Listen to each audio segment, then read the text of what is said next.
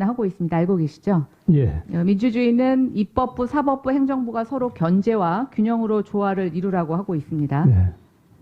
전임 국회의장님이 총리로 간다는 거, 저는 집권 여당이 행정부에 대한 견제 기능을 포기한 거나 다름이 없다고 생각합니다. 그래서 삼권 분립을 위배했다고 얘기를 하는 겁니다. 근데 물론 이 자리에서도 지금 나타나고 있지만 집권 여당이 언제 청와대나 행정부를 견제한 적이 없으니까 저는 뭐 포기라고 할 것도 없다고 생각이 됩니다. 그런데요, 저는 집권 여당은 그렇다고 치더라도 후보자님은 좀 다를 거라고 생각을 했습니다. 후보자님은 정치 인생을 살아오시면서 대한민국 민주주의를 위해서 일하셨습니다. 그렇게 생각하시죠? 그렇습니다. 네.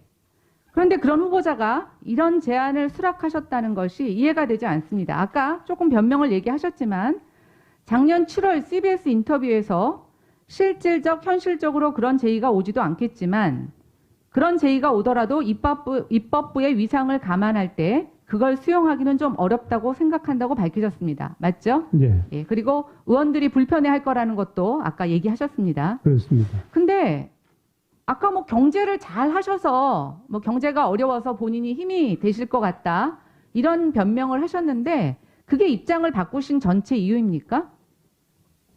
글쎄요. 그 변명이라고 말씀을 하시는데요. 저는 소신을 말씀드렸을 뿐이고요. 다시 말씀드리지만 삼권 분립과는 전혀 관계없습니다. 단지 외교부의 의전 편람이라는 게 있어요. 이 의전 서열이라는 것이 이 외교부의 의전 편람에 나와 있는 것인데 그것은 현직에게 적용되는 것입니다. 그래서 제가 우리 의원님들이 좀 불편하실 수 있다. 설령 전직이라도. 그렇지만 저는 현직 의장이 아닙니다. 현직 의장이 만약에 총리로 간다 그러면 절대 있을 수 없는 일이죠. 그리고 그건 삼권 분립을 파괴하는 것입니다. 그렇지만 저는 현재 의원의 신분입니다. 제가 어디를 가도 저를 의전 서열 몇 번, 2번으로 대우하거나 예우하거나 인정하는 데가 없습니다. 그건 왜냐하면 제가 현직이 아니기 때문에 그런 것이죠. 그래서 입법부 구성원들 입장에서는 불편할 수도 있고 마땅치 않을 수도 있다. 저는 그건 인정한단 말이죠. 네. 그래서 예, 입법부 후보자님. 구성원들에 대해서는 송구하게 생각하지만 후보자님 무슨 말씀인지 잠깐만 알겠는데요. 들어주세요. 아니요. 국민들께서는 달리 생각하시더라. 그래서 제가 할 역할이 있다면 그 격을 파괴하더라도 하는 것이 옳다. 이렇게 생각한 겁니다. 네. 근데 저는 굉장히 주관적인 판단이라고 생각하시는데요. 한 번 의장을 하셨으면 밖에 나가서 정세균 의원님 이렇게 호칭을 받으십니까? 전 의장님 이렇게 표현을 받으십니까? 제가 종로구 그러니까 종로구 지역구는 어떨지 모르겠지만 제가 종로구 지역구 의원인데요.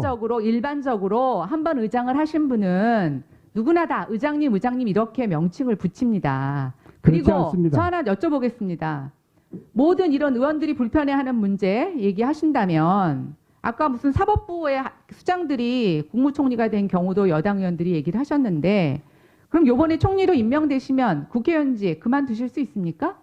제 임기가 얼마 남지 않았습니다. 아니요. 그러니까요. 어차피 하셔도 아무것도 못 하시는 거고 하는 건데 그런 본인의 소신을 증명하시기 위해서 국회의원직 그만두실 수 있습니까?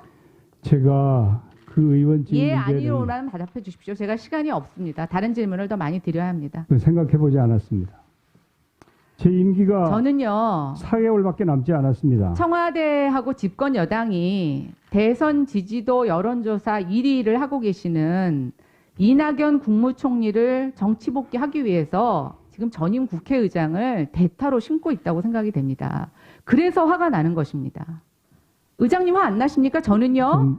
그냥 일개 초선 비례의원이지만 이런 구도를 보고 나서 너무 불쾌합니다. 이제는 야당을 그동안 그렇게 무시하더니 국회의원 전체, 국회 위상을 이렇게 무시해도 되나 이런 생각이 들어서 그래서 말씀을 드리는 겁니다. 그런데 이 논란이 계속 끊이지 않을 것 같아서 일단 저는 이 논란에 대해서는 이 정도 답변만 듣도록 하겠습니다. 제 본 질문에 들어가도록 하겠습니다.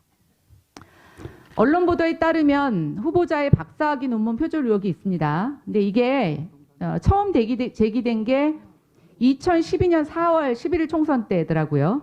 근데 그때 후보자는 이 문제에 대해서 공식 답변을 하신 적은 없습니다. 그리고 그 당시에 민주당 통합선대위 대변인이 흑색 선전이라고 뭐 처리하라 이렇게 입장을 밝힌 게 답니다. 이번에 국무총리 후보자로 지명되시면서 이 문제가 또 제기되었는데 존경하는 주호영 의원께서 서면으로 이에 대한 입장을 물으셨더니 그에 대한 후보자 공식 답변이 왔습니다. 제가 읽어드리겠습니다.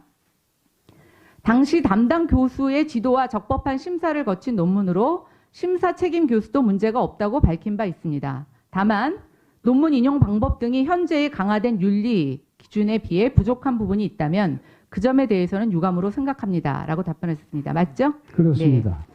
심사 책임 교수가 문제가 없다고 한 것이 표절 문제입니까? 정확하게? 그렇습니다. 근데 이상합니다. 우리가 담당 교수와 지도와 적법한 심사를 거친 논문 중에도 사후에 표절들로 판명돼서 취소가 되거나 표절 논문으로 지명되는 경우가 많이 있습니다. 혹시 오후에 시간이 되신다면 심사 책임 교수로부터 서면으로 표절에 문제가 없다는 답변을 좀 받아서 제출해 주시면 좋겠습니다. 그리고 네, 저는 답변은 필요 없으십니까? 네, 이건 제가 확인만 하면 됩니다. 그다음에 이제 인용 방법 등이 강화된 연구 윤리 기준에 비해서 부족한 부분이 있다고 하셨는데 그건 인정하십니까? 예. 그것은 저는 2004년에 논문을 통과한 것이고 네. 2007년도에 연구윤리 기준이 강화되었습니다. 2007년에 강화된 기준의 구체적인 내용을 아십니까? 네, 압니다. 뭡니까? 2007년에 뭐가 기준 강화가 됐습니까? 인용을 하고 줄을 다룰 때 네. 세심하게 네. 누락되거나 그냥 넓게 인용을 하지 말고 제대로 잘 표기하도록 그렇게 연구윤리 기준이 강화되었습니다. 그 기준으로 보면 부족한 점이 있을 수 있다. 그러나 물론 제 논문이 저는 학자가 아니기 때문에 학자들 논문하고야 비교할 수 있겠습니까? 그렇지만은 저는 이제 정치인으로서 조금 더 공부를 하고 싶어서 나름대로 열심히 노력을 하였을 뿐이다. 이렇게 말씀드립니다. 그리고 그 논문을 어디에도 제가 활용한 적은 없습니다.